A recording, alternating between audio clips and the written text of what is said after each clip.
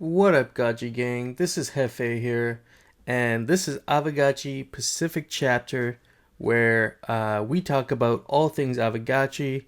Today, we're going to be heading to the arcade, my favorite place in the Gotchiverse, and we're going to be looking at another Gotchi game called Sushi Vaders, which has actually been around for a little while, but it was actually just revamped by the creator who goes by the name of Rick Jones or Grizzy.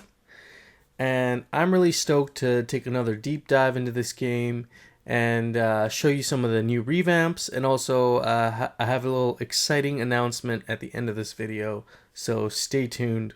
So let's hop into the arcade. And if we go to mini games here, that's going to be the arcade. And this is Sushi Vaders. Will connect your wallet.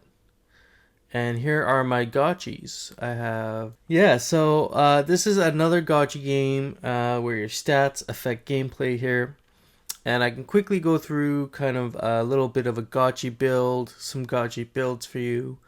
So here are the energy affects movement speed and your immunity timer. So whenever you get hit with one of the sushi strikes, with one of the sushi bullets, you will lose 1 point. You will lose 1 life, and you'll also be immune to secondary hits. So high energy gotchi will have fast movement speed, but it'll have low immunity to bullets, so it could get hit repeatedly, which looks like this might be the case for Hefe here. But that's okay, because I like to be able to move fast and avoid as many hits as possible. A low energy gotchi obviously will be opposite, so it'll be immune for longer. But then I find with this game, slow moving gotchi is at a little bit of a disadvantage, I find. But some people might prefer that playing style. So you have aggression, and the aggression affects your bullet speed and accuracy. You'll have high aggressive gotchis that'll have increased bullet speed, but then the higher you are, the lower your bullet accuracy will be. So maybe having a balanced stat here might be important. So that's where Hefe here with aggression of 65, I feel like it's pretty balanced. I have a good bullet speed and I have some accuracy, because there's no point in having super fast bullets if they're not going to hit what you want them to hit. And then you have the spookiness, and that affects your enemy fire rate and your movement speed, and it's also correlated the same way like the other stats are. So a high SPK Avagachi will have to deal with increased enemy fire rates, while a lower spookiness gotchi on the lower end, so below 50, will have increased enemy movement speed. So this is... spookiness has to do with how your enemy is going to respond to you. And then you have brain size, where this is going to also apply to your enemy. So the higher your brain size, the faster your enemy bullets are going to be. Whereas if you have a lower, smaller brain gotchi, let's say the score is below 50, your enemy accuracy is going to be higher, even though the bullets are going to be slower. So you can kind of decide what you want there. But because my Avagachi can move fast, I feel like I can deal with the fast enemy bullets. Then you have the eye shape and eye color, and this is one of the few games in Avagachi that has incorporated eye shape and eye color into their gameplay. So kudos to you for that. So with the eye shapes that are closer to high myth, you'll be able to fire fast charge shots. We'll talk about what that is in a second. And then the low eye shapes will enable gotchis with faster charging rates for the charge shots. Once you get your score past 12,000, you'll get to enter this little shop. You'll be able to buy some items from the shopkeeper, and 2 of those items are charges, and they have these special attacks, which I'll show you in a second. So that's how you want to build your Avagachi. I have kind of dressed up this Avagachi to perform the way I want it to, but you can look at some of my other builds, like for example Dior here. I went with movement speed that was average, but then I also have an immunity timer, so maybe this Avagachi might do better in the later levels of the game where you're going to be hit a lot more often, and you don't want to get double hits because then you're going to lose 2 lives at once. So that might be something to think of there. So let's talk about the play instructions, and if you click on this question mark here, you'll see a window pops up with some of the play instructions. Basically what you're doing is you're the defender from the Sushi Vaders that are coming to invade your base. So you want to make sure, first of all, that you're not getting hit by their shots. And second of all, you want to make sure that the sushi pieces are not crossing the line, which is kind of like your base. And if more than 10 cross the line, you'll lose the game. And then you also have 3 lives to begin with. So if you get hit more than 3 times, it's game over for you.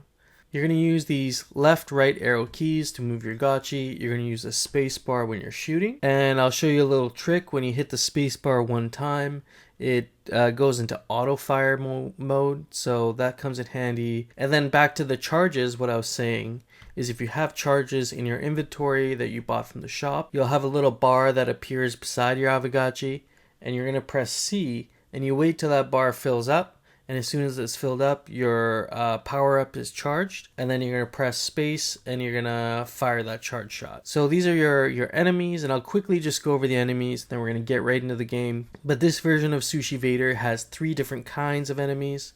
You have your like normie enemies, fire 1, 2, or 3 shots, and they also have 1, 2, or 3 hit points that you need to hit them with. So, and you can see that this golden roll is fairly difficult to kill. Doesn't really have an attack, but has 6 HP. So we'll see how I do with that. And let's see how we do. And I love the music, by the way.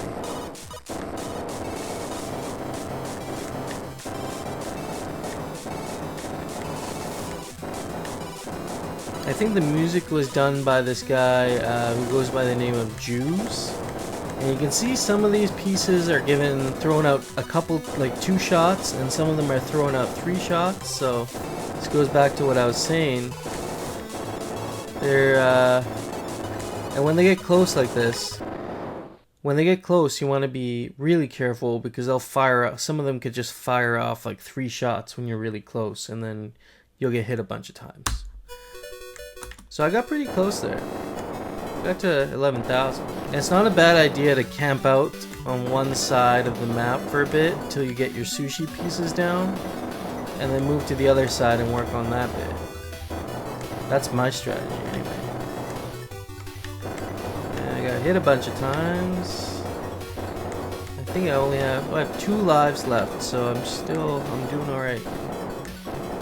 And I don't think any sushi pieces have crossed over, but between getting hit by sushi pieces and letting them cross over, I'd rather let them cross over. Because I have 10 of those, so I only have 3 lives. And I suppose there is a balance, because you want to also be moving around a little bit, because I feel like these are they follow you somewhat. So if you're on one side of the map, you're just going to be getting fired at on the one side of the map. And I really do like the auto feature. Maybe, I'm not 100% sure, but maybe like hitting the spacebar individually is more accurate. I'm not quite sure. I haven't been able to do a comparison on that.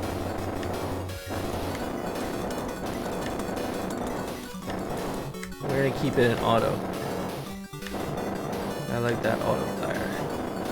So once you reach 12,000, it stops printing out more of these sushi pieces. So we made it to the shop. We see a shopkeeper here, and we're gonna press the space bar. And so we made it pretty far. He congratulates us, and so we can pay for some power-ups. So there's 3 different things we can get. There's a heart aid, which basically I think it gives you an extra health. You have the charge shot, and it's a fairly powerful charge, and you have the charred dart. So why don't we try this one? Shoots 3 consecutive dots. This is a powerful shot. Let's try the charge shot, and let's also buy the heart aid. So we got those, and then we exit the shop. It now brings us to another level, and these are the more sophisticated enemies. They also fire these like strange balls, but if you can hit those balls, they actually bounce back towards the sushi pieces. We're all charged up. Oh, and you can see that just burns right through them. Okay, that was pretty cool. And you can see I had 4 lives there, so that did help. Let's try one of the other Aavegotchis and see how we do. So this one was a pretty balanced Aavegotchi. Let's try Dior, which is my other Aavegotchi that I had set up for this. Above average movement speed, below average immunity timer, low bullet speed, but very accurate bullets. So we'll see how that'll be interesting to see the difference between those two. Because the bullet accuracy is maxed out there. And the enemy bullet speed is also maxed out there. So we'll see how we do.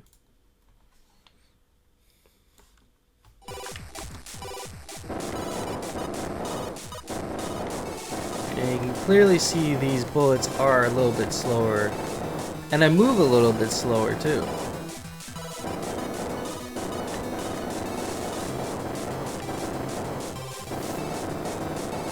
It's a lot harder to avoid the hits this time around.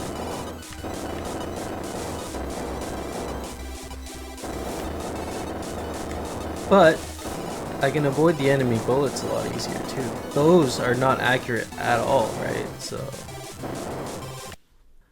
I hope that gives you guys a good overview of how to get started with Sushi Vaders V2. And I'd be interested to see what you guys have put together with your Aavegotchis, what Aavegotchi builds you have created to just kill it in Sushi Vaders. I'd love to see that. And if you have some interesting combos that you've come up with, please let me know down in the comments below. I'd love to. Now, my little announcement was Rick Jones and the Los Mustachios have teamed up for a Sushi Vader V2 competition starting tomorrow, December 17th at 2 p.m. UTC to December 19th, 2 p.m. UTC. The top score will be awarded 1 Imperial Mustache, which I think right now on the bazaar is going for about 100 Ghost. And that, that translates into something like $230 US. So it's a significant prize there. Shout out to the Los Mustachios for getting together with Rick Jones on that. And the Mustachio Awards for the guild members are going to be a parcel in Mustachio Town, either a comfy poncho or a poncho hoodie. And those are some exciting prizes as well. So if you're looking to get maybe some of those prizes, I'd hop into the Los Mustachio server. They're really friendly. Just say hi and see what you need to do to get signed up for the Mustachio Awards. But anybody can compete for the mustache, which is an item, a guild item for the Los Mustachios. So I think this is a really fun competition. I'm definitely going to be participating. If you can look right now here on the regular leaderboard, I am up there. Three of my Aavegotchis are up there. So that's kind of cool to see. But I don't think that's going to last very long, considering you have some of these big players up here who I would love to see their playing styles. But that sums it up here today for Gotchi Games on Aavegotchi Pacific Chapter. And for those of you who just want to hang out with No Future and I, we have a Sunday night Gotchi space at 7 p.m. Eastern every Sunday. You can hop in if you have any questions for us, or just listen to us talk the Gotchi gospel. So I had fun hanging out with you guys here today, and we will see you soon again. Peace out, friends.